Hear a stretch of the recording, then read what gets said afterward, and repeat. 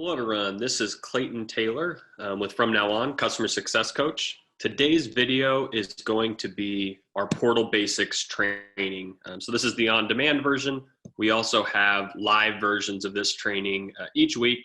I'll make sure to include the links to sign up for those live trainings in the description here. That's a great way for you guys to ask questions about what the material we're going over today is. But in today's video, pretty quick agenda. We'll make sure that we touch on overview and navigation on the portal. We'll go over published, staged, and deleted, image sizing and uploading, and then wrap things up with push notifications here. So with that, let's go ahead and dive right in. We'll start with overview and navigation. So if I pop into my portal, I'm just getting there by portal.fnoex.com. I have this page bookmarked. I recommend that you do the same. And when you log in, you're going to see a page really similar to this. And what we're looking at here on the dashboard are upcoming events, upcoming games, recent events, and recent games. So the difference between events and games, events being pep rallies, tailgates, coaches shows, kind of those non-game things that you still want on the app schedule. And then games, obviously, are the competitions. So you can really easily navigate to anything upcoming or recently in the past right here from the dashboard.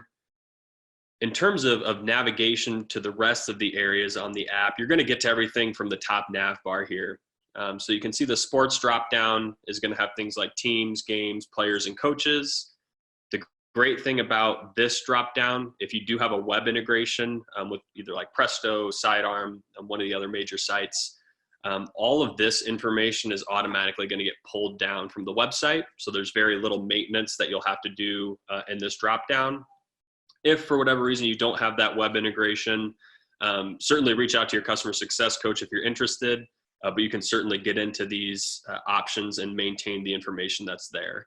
So just to give you an idea of what this looks like, if we tap into games, this will be the complete list of games that shows up in the app. So I can obviously come in here and filter down to see just a specific schedule, but otherwise I can navigate to any one of the games on the back end just by clicking on it. So that's the sports dropdown. The operations dropdown is going to be kind of a house for everything else in the app and setting things up. So you can see some things like the news feed, sponsors, special events, fan guide. Any of those that you want to get in and edit, you're able to just pop into the dropdown, tap on one, and you'll get to that section on the back end. So pretty basic. Again, a lot of the stuff that's not to do with your rosters and schedules are going to fall into this category. Rewards dropdown, everything to do with the FanX rewards platform if you have that as part of your FanX package. Imports. So this is a nice tool for importing a lot of data at once. So a good example for this might be if you have a set of coaches shows that you want to import to the app, you can fill those out in an Excel sheet and import those all at once rather than creating each one individually on the back end. So we do have separate videos that cover this in detail, but just wanted to show you that that's how you get to it. And then promotions, notifications, analytics are the last three. Promotions, we have a separate training on. Notifications we'll cover here at the end of the video. And then analytics, this updates each Monday. It's going to give you some of the high-level data about usage on the app. So with that, let's jump into our next topic, which is going to be published, staged, and deleted. So this is important. It's something a concept that we'll see across the board on the back end here. And it's basically the difference between states of different records, right? So I can create a game on the back end, but it doesn't actually show up for fans until I move it into a published state. So let's go ahead and practice this on a special event. We'll just say that we have a tailgate coming up this week. So I'm going to navigate to special events under operations. And if I hit this little add button, that's how I'm going to create a new record. And let's make this pretty basic, tailgate. And we'll say it's on Wednesday. And I'm just setting my start and end time here. I can optionally set a whole bunch of different things on this special event. Again, we'll have a separate video that goes into detail on this. For now, I'm just going to leave it as the title. and then maybe we'll just give it a really brief description. All right. So let's go ahead and hit save or create. All right, so now that I've created this, if I come back into my special event list, you're gonna notice that that tailgate is not showing up in my list of 8 special events here. And that's because when I first create something, it's always going to live in this staged folder. So if I pop into staged, you can see my tailgate shows up. The stage state is not showing to fans in the app. I actually need to move it into published in order to do that. So to do that, all I'm going to do is just hit this little check button. This is publish. I have a couple of different ways I can do this. I can hit this button. I could also check tailgate and hit publish here. This is nice if you're trying to select maybe 8 or 9 different special events and publish them all at the same time. So go ahead and hit publish. And I've got success message. And now if I head into my published list, I can see the tailgate showing up as one of the options here. So again, moving things around to different states is pretty simple. If I wanted to delete this tailgate, I'm just gonna hit the trash can. And now that event is gonna be found in the deleted folder.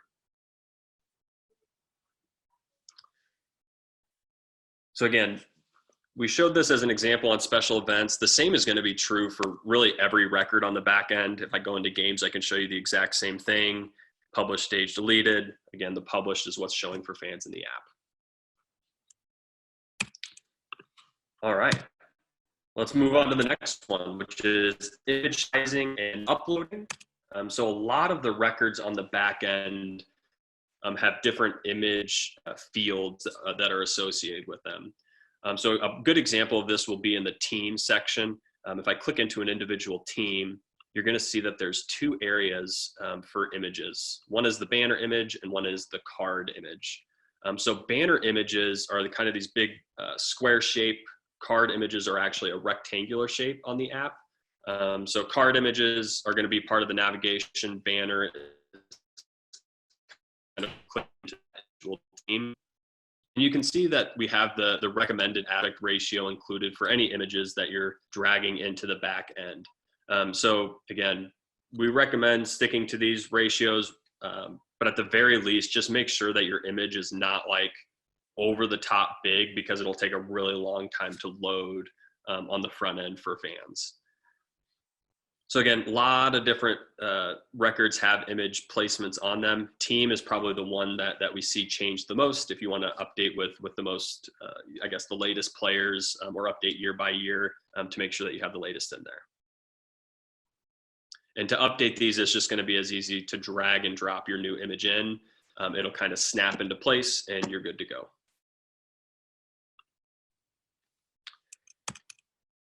All right, so last topic that we'll cover is push notifications. So again, push, we do have a separate video on, but we'll cover it here as well. And I'll just navigate to the home screen to start with. Anywhere that you see this little paper airplane icon is a place on the back end that you're able to create a notification. So the only difference between me, say, clicking on this paper airplane icon from the home screen on the back end versus maybe navigating to this game, and you'll see the exact same icon here. It's just on this Central Methodist game. And if I click it from here, the only thing that's different is this deep link option that shows up at the top. And what this is telling me is when a user swipes this notification, it's going to navigate them to this spot on the app rather than just the home screen on the app. So again, you'll see the little paper airplane icon really all over the place. You'll see it on fan guide pages, on players, games, special events. And just sending a notification from that spot is going to be helpful for fans who are trying to navigate to the right place on the app. And then in terms of fields, it's going to be pretty straightforward. A lot of this is self-explanatory. There's a title field. So let's say game postponed.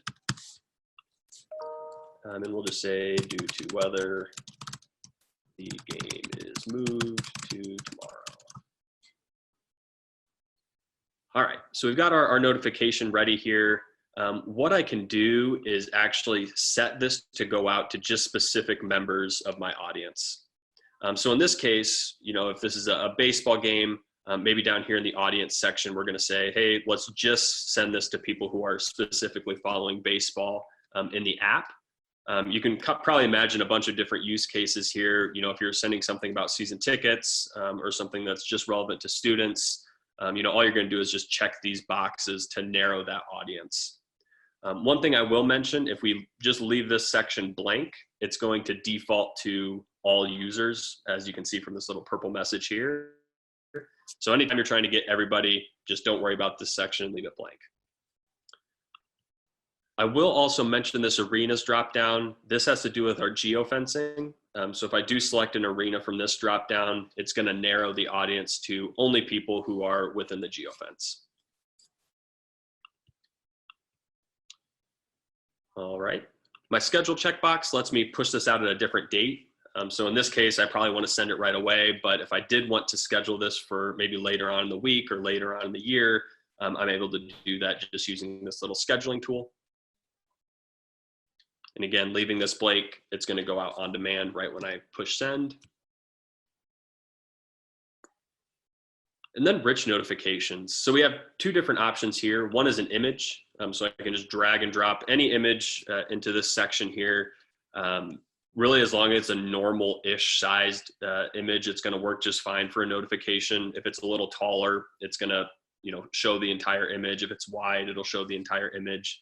The only time you'll get into or run into any issues is maybe if you have like an extra tall image, like maybe it's 10 inches high, 1 inch wide type of deal. That's probably going to get cropped on the different devices.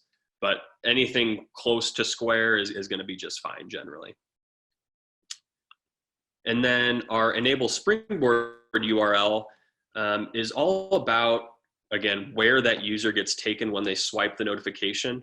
So in this case, I probably do want to take them right to the game in the app, but perhaps I have like some breaking news that's going live on the site. What I can do is come in here and just enter that website. And when users swipe this notification, they're going to get taken to, in this case, google.com. So again, good for news articles, different things. If there's a reason you don't want to take them to the app and you want to take them elsewhere, this is your option. And from there, the last step is just to hit this green send notification button. You'll notice since I didn't select an audience, it's going to tell me, make sure I want to send this to all users before I actually push this live. And then I can just hit create and send.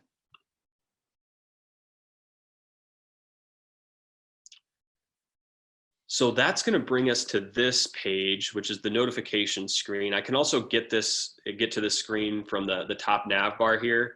And what this shows me is everything that's been sent out in the past. And it's going to give me a little bit of information about it. What was the audience I selected? How many people got this notification?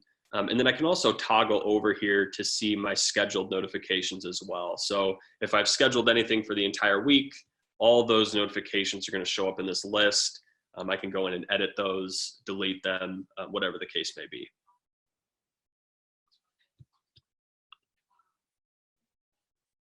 All right, so that concludes our Portal Basics training for today. Again, we do live versions of this training every other week, Tuesdays and Thursdays. The links to sign up for those are in the description in the video. But yeah, thank you for joining. And if you do have questions, as always, reach out to your customer success coach.